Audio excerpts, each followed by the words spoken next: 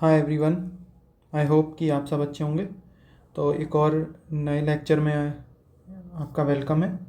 और ये जो सीरीज़ है क्लैरिटी ऑफ कंसेप्ट, ये मैंने 2 दिन से स्टार्ट की है और जब तक प्री नहीं हो जाता ये डेली बेसिस पे आती रहेगी। हिंदू या फिर स्पेसिफिकली इंडियन एक्सप्रेस का एक्सप्लेन्ड पोर्शन हम कवर करेंगे, जो प्री के हिसाब से और शायद थोड़ा सा मेंस के हिसाब से भी इम्पॉर्टेंट है, क्योंकि मेंस के हिसाब के लिए थोड़ा सा ज़्यादा डेप्थ में जाना पड़ेगा और उतना समय नहीं है। Pre is just around the corner, तो हम ज़्यादा प्री पे फोकस करेंगे। तो इसका नाम है क्लैरिटी ऑफ कंसेप्ट, और ये सीरीज़ जब तक प्री नहीं हो जाता तब तक रहेगी कंटिन्यू, एंड आई होप कि आप लोग इसे पसंद कर रहे होंगे। तो आज हम 2 टॉपिक्स कवर करने वाले हैं। फर्स्ट इज़ पेमेंट्स बैंक, कि पेमेंट्स बैंक क्या है, क्योंकि पेटीएम पर आरबीआई के रेगुलेशन द्वारा बैन लगाया गया है पेमेंट्स बैंक पर, पेटीएम पेमेंट्स बैंक पे, और उसके जितने भी वो वर्क्स कर रहा था डिपॉजिट्स लेने का, उन सब पे भी रोक लगा दी गई है because of some KYC regulations जो आरबीआई ने उन्हें फॉलो करने को कहा था, और उन्होंने उसको लाइटली लिया और उन पर एक्शन नहीं लिया इस वजह से। और दूसरा जो टॉपिक होने वाला है वो होने वाला है कि कुछ की टर्म्स जो बजट में बार बार आती हैं। कई बार हम बजट पढ़ना तो चाहते हैं पर हम उन टर्म्स के कारण काफ़ी बार कंफ्यूज हो जाते हैं। तो मुझे लगता है कि पेमेंट्स बैंक पे इस बार क्वेश्चन आएगा, क्योंकि Paytm is a big company, and I don't think कि वो पेटीएम का न्यूज़ अभी जाने वाला है जल्दी ही। तो पेटीएम का पेमेंट्स बैंक का न्यूज़ ज़्यादा इंपॉर्टेंट रहेगा, तो पेटीएम हमारे लिए उतना इंपॉर्टेंट नहीं है, पेमेंट्स बैंक का कंसेप्ट ज़्यादा इंपॉर्टेंट है। उससे रिलेटेड क्वेश्चंस आ सकते हैं, उसके कुछ फैक्ट्स भी हम याद कर लेंगे, किस कमेटी के द्वारा गठित किया गया था पेमेंट्स बैंक को और क्या इनका ऑब्जेक्टिव है लाने का, और कुछ बजट पे की टर्म्स। तो नोट्स हैं, ये पीडीएफ आपको टेलीग्राम चैनल पे मिल जाएगी। सो स्टार्ट करते हैं। सबसे पहले बैंक जो लाइसेंसेस देता है अलग अलग टाइप के बॉडीज़ को, 2 टाइप के लाइसेंस होते हैं। एक यूनिवर्सल बैंकिंग लाइसेंस जो कमर्शियल बैंक और शेड्यूल कमर्शियल बैंक्स को मिलते हैं, और दूसरा होता है एक डिफरेंशिएटेड लाइसेंस। डिफरेंशिएटेड लाइसेंस जो स्पेसिफिकली पेमेंट्स बैंक को दिया जाता है, रीजनल रूरल बैंक्स इन सब। पेमेंट्स बैंक के लिए differentiated licence, local area banks इन सब के लिए दिया जाता है। जो पेमेंट्स बैंक है वो एक कमेटी के द्वारा लाए गए थे, पेमेंट के लिए एक कमेटी गठित की गई थी, उसका नाम है नचिकेत मोर कमेटी। उनकी रिकमेंडेशंस पे पेमेंट्स बैंक आए हैं। पेमेंट्स बैंक एक यूजुअली आरबीआई के एक्ट के द्वारा गठित नहीं होते, ये कंपनीज़ एक्ट के अंदर रजिस्टर होते हैं, 2013 कंपनीज़ एक्ट, और इनका रेगुलेशन होता है 1934 आरबीआई एक्ट के तहत। और जो शेड्यूल कमर्शियल बैंक हैं वो आरबीआई एक्ट के तहत रजिस्टर होते हैं, और इनमें जो डिपॉजिटर्स को रिटर्न होते हैं वो ज़्यादा मिलते हैं compare to payments bank. Payments bank एक छोटे लेवल पे काम करते हैं, कमर्शियल बैंक्स बहुत बड़े लेवल पे काम करते हैं। जो मेन ऑब्जेक्टिव था पेमेंट्स बैंक को लाने का वो था पेनिट्रेशन, रूरल पेनिट्रेशन होना, फाइनेंशियल इंक्लूजन होना पॉपुलेशन का। इस वजह से तो जो कंडीशंस रिक्वायर है पेमेंट्स बैंक को सेटअप करने के लिए, मिनिमम आपको 100 करोड़ की कैपिटल रिक्वायर है, और आपको सीआरआर मेंटेन करना पड़ेगा। सीआरआर इज़ अ डिपॉजिट जो आप आरबीआई के पास रखते हैं कि बैंक रन होने पर, बैंक रन यानी कि अचानक से सब लोग आके अपने डिपॉजिट्स निकालने लगे, तो जो बैंक है वो अपनी कमाई इस वजह से करता है कि आप अगर उसके पास 10,000 डिपॉजिट करते हो तो वो 10,000 में से अराउंड 7,500 रुपीज़, क्योंकि जो 10,000 आपने जमा किए हैं वो बैंक के ऊपर लाइबिलिटी है, मतलब बैंक के पास आपका पैसा उधार है और उसे आपको ब्याज भी देना है, तो वो उसके लिए तो एक बोझ हुआ। तो वो जितना जल्दी हो सके दूसरों को लैंड कर देता है, आरईटीज़ में किसी को लोन चाहिए उसे दे दिया। तो 75% के अराउंड बैंक लोन दे देता है, 25% वो एक रिजर्व में रखता है जिसे कहते हैं सीआरआर। मतलब ये अलग अलग चेंज होता रहता है, ये मैं एक जस्ट एक एग्जांपल के तौर पर बोल रहा हूँ कि 25%, तो यानी 7,500 रुपये वो लोन में दे देगा। और आपको अगर वो डिपॉजिट पे लोन इंटरेस्ट दे रहा है 4%, तो लोन पे देगा वो 8% पे। तो जो डिपॉजिट आपको 4% का इंटरेस्ट दिया, 8% उसने लेंडर से लिया जिसे उसने दिया है क्रेडिटर से, तो 4% का फ़ायदा बैंक को हुआ, 4% उसने आपको दे दिया। इस वजह से बैंक काम कर पाते हैं, अदरवाइज़ बैंक को क्या फ़ायदा होगा। तो वही सीआरआर आरबीआई के पास मेंटेन करके रखना पड़ता है कि बैंक रन के दौरान बैंक के पास इतना पैसा हो कि वो लोगों के पैसे वापस कर पाए। कोई अचानक से सिचुएशन आ, जैसे कोरोना के टाइम पे लोग कैश ज़्यादा कैरी करने लगे थे, क्योंकि उस टाइम पे ऑनलाइन यूपीआई इतना पेनिट्रेट नहीं हुआ था इंडिया में। उससे आप एक आइडिया ले सकते हो। और 75% जो डिपॉजिट होते हैं पेमेंट्स बैंक के, वो एसएलआर में करने पड़ेंगे गवर्नमेंट सिक्योरिटीज़ में अप टू 1 ईयर की, क्योंकि ये ज़्यादा सेफ़ होती हैं और गवर्नमेंट सिक्योरिटीज़ में फ्लक्चुएशन होने के चांसेस बहुत कम होते हैं, इनमें फिक्स्ड रिटर्न की प्रोबेबिलिटी होती है, इसलिए स्टेबल रहे, वॉलेटाइल ना रहे मार्केट। इस वजह से गवर्नमेंट सिक्योरिटीज़ में स्टैट्यूटरी लिक्विडिटी रेशियो मेंटेन करने के लिए कहा गया है इनकी रेगुलेशंस में 75% ऑफ डिपॉजिट, डिमांड डिपॉजिट की बात हो रही है, क्योंकि जो पेमेंट्स बैंक हैं वो लोन नहीं दे सकते, इन्हें लोन देना अलाउ नहीं है, और साथ में ये क्रेडिट कार्ड्स भी नहीं दे सकते, क्योंकि क्रेडिट कार्ड भी एक हिसाब का लोन हो गया जो एडवांस में दिया जाता है। डिपॉजिट जो डेबिट कार्ड ये इशू कर सकते हैं, और ये एक एनबीएफसी के तौर पे सब्सिडीज भी नहीं बना सकते जो अलग अलग जगह पे काम करती हैं। ये पेमेंट्स बैंक का कॉन्सेप्ट है। तो ये फिक्स चीज़ें हैं, 100 करोड़ का मिनिमम डिपॉजिट, और क्रेडिट कार्ड नहीं दे सकते, लोन्स नहीं अप्रूव कर सकते, सब्सिडरीज नहीं बना सकते, और एनबीएफसी के तौर पे नॉन बैंकिंग फाइनेंशियल कंपनीज। और ये जो लाए गए थे रिकमेंडेशन नचिकेत मोर कमेटी, पीडीएफ आपको इसकी टेलीग्राम चैनल पे मिल जाएगी बिना एनोटेशंस के, तो वो थोड़ी ख़राब हो जाती है लेक्चर के दौरान। नचिकेत मोर कमेटी के द्वारा लाई गई थी, और लोन्स नहीं दे सकते, और एसएलआर मेंटेन करना पड़ता है 75% गवर्नमेंट सिक्योरिटीज़ में स्पेसिफिकली स्टेबल रहे, जिसमें सीआरआर भी मेंटेन करना पड़ता है। ये चीज़ें हैं पेमेंट्स बैंक की। इतना ये पेमेंट्स बैंक का कंसेप्ट था, इससे रिलेटेड क्वेश्चन आएगा, इससे ज़्यादा डेप्थ में कुछ नहीं आएगा फ्री में। और कुछ हम बात करने वाले हैं बजट की टर्म्स की, जो बजट में कई हर बार देखने को मिलती हैं।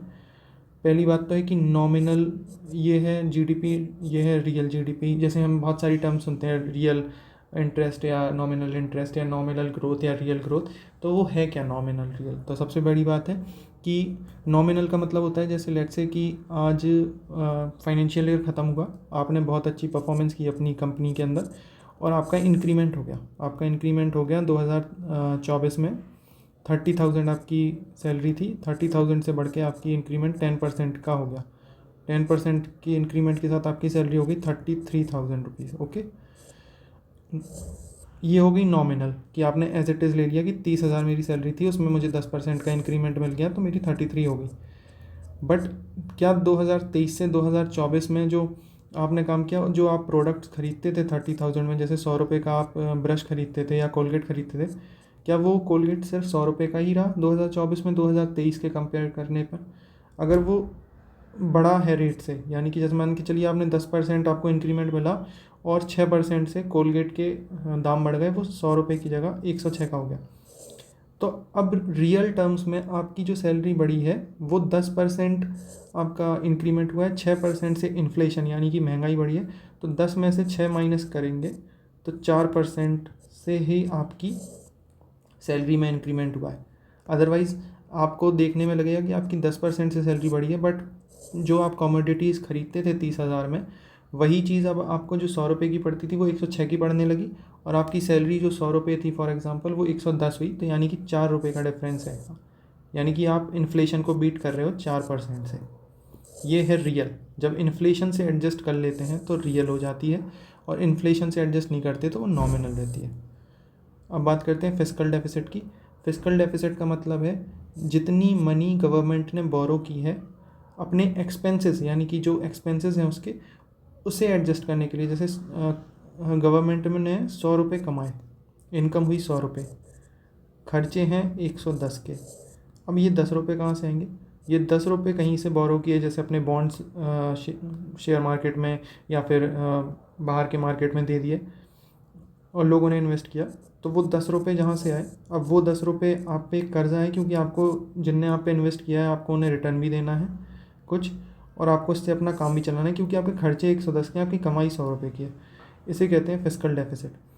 और फिस्कल डेफिसिट के लिए एक एक्ट लाया गया था 2003 में, जिसका नाम है financial regulation budget management act, financial regulation नहीं sorry, physical responsibility and budgetary management act 2003, उसके अकॉर्डिंग 3% ऑफ द जीडीपी से ज़्यादा आपका फिजिकल डेफिसिट नहीं होना चाहिए, मतलब ये डिफरेंस इनकम और एक्सपेंसेस में। ऐसी रेवेन्यू डेफिसिट की बात कर लेते हैं। रेवेन्यू डेफिसिट है कि जो एवरीडे जो खर्चे हैं गवर्नमेंट के, वो कितना डिफरेंस है as compare to the income of the government. जैसे 100 रुपये की इनकम है गवर्नमेंट की, और रोज़ के खर्चे में जैसे आता है सैलरी देना एम्प्लॉयज़ को, पेंशन्स देना, और सैलरी आपको देनी पड़ती है 110, तो आपका फिजिकल रेवेन्यू डेफिसिट आ जाएगा 10%, क्योंकि आपकी कमाई 100 रुपये हो रही है। कमाई किससे होती है? टैक्सेस से, सेस से, और कमोडिटीज़ को बेच के, योजना मैगजीन, इन सब से। तो और आपको खर्चा करना पड़ रहा है लोगों की सैलरी में या पेंशन्स में, वो हो रही है 110, तो आपको ये 10 रुपये का घाटा हो रहा है, क्योंकि आपके पास 10 रुपये कम पड़ रहा है।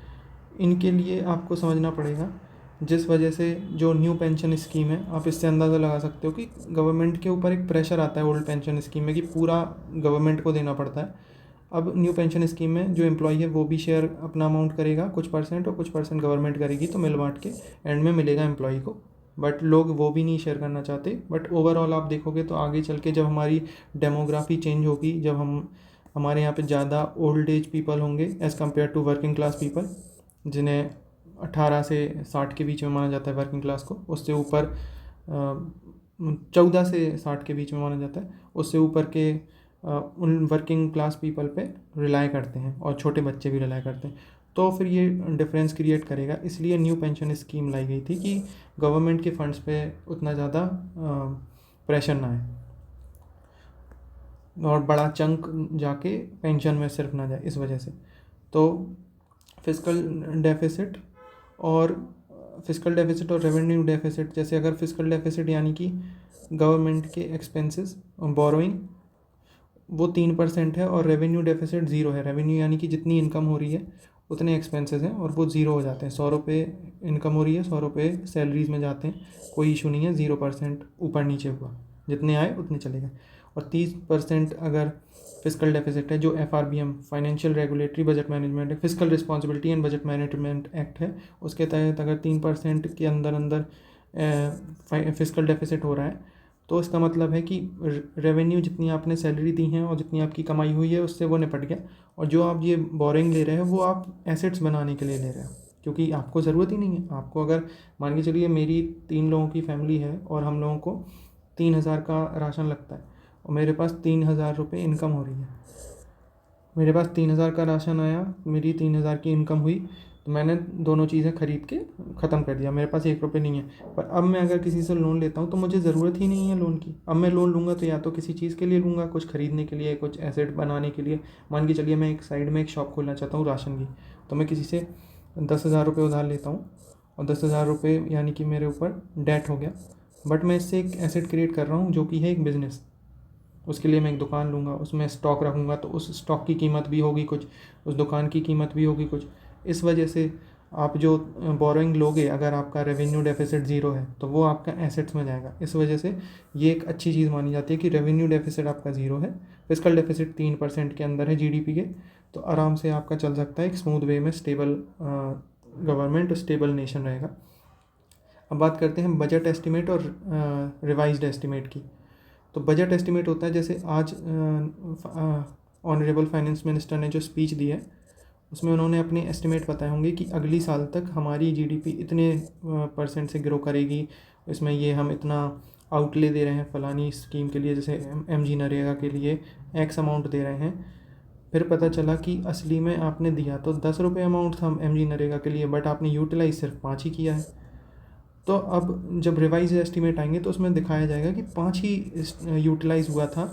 अब जब वो नेक्स्ट स्पीच देंगे 2025 के बजट में, तो वो कहेंगे कि अब हम 10 देंगे MG नरेगा को, और दिखा देंगे कि देखिए हमने पिछली बार से डबल कर दिया है, जबकि 10 तो आपने पिछली बार भी अनाउंस किया था।